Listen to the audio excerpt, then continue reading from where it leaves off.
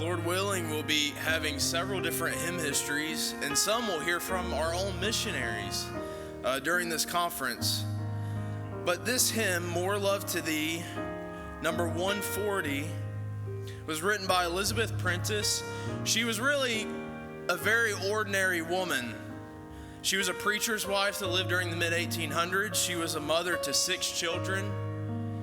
But she was someone who had much pain and illness in her life. And it was during a difficult time when 2 of her children died that she wrote these words, "More love to thee, O Christ, more love to thee. Hear thou the prayer I make on bended knee." But again, and we say this often, God uses these hymns sometimes hundreds of years later in mighty ways, and that is the case with More Love to Thee. Nearly 100 years after Elizabeth died, in a land very far away from, she lived in New England, on the other side of the world, there was a group of Christians that would meet together. These were North Korean Christians. The year was 1972. And we don't have a time for any kind of history lesson today on North Korea, but we see and know what it is today. North Korea became what it is today because the dictatorship made every effort to wipe every trace of Christianity from the country. These Christians, 29 of them, would meet underground. And as they would meet underground, they didn't just meet for church, they lived there. They would eat tree roots and insects just to survive. And they did that so that their meeting place with God would not be compromised.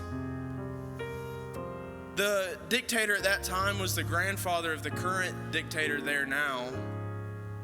And when he wanted to travel somewhere in the country, he refused to fly in an airplane. He was terrified of flying, so they would literally build him roads wherever he wanted to go. And so he said, "I want to go to this village." And so they began construction on the road.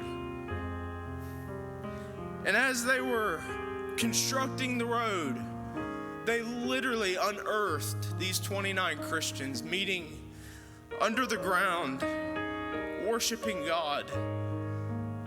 As we will today, just a totally different circumstance. They immediately took all 29 of those Christians to an audience of about 30,000 people.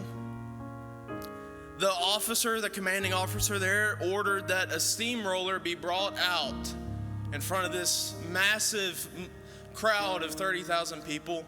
He demanded that each Christian lay on the ground. And one by one, the steamroller would roll over the top of them, killing them. And do you know what they did? They began to sing. They began to sing the words to this hymn. "Once earthly joy I craved, sought peace and rest. Now thee alone I seek, give what is best. Let sorrow do its work, sing grief and pain. Sweet are thy messengers, sweet their refrain." It's a miracle enough that they're singing. They're watching each other die and they're singing. But the real miracle is what they're singing. They could have sang together, "Oh God, our help in ages past," something to stand strong with, or "It is well with my soul," knowing that they're about to enter into eternity. But that's not what they did. They sang, More love to thee, O Christ, more love to thee." And I think, how in the world could they do that? "For the love of Christ constraineth us, because we thus judge that if one died for all, then we're all dead.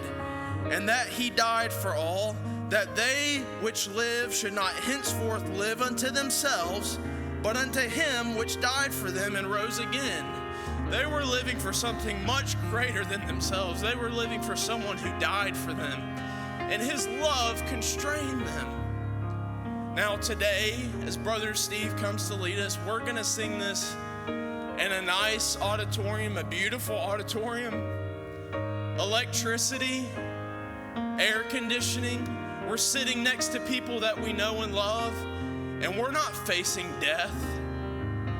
But sometimes we struggle to mumble out even a few words. I wonder, does the love of Christ constrain you?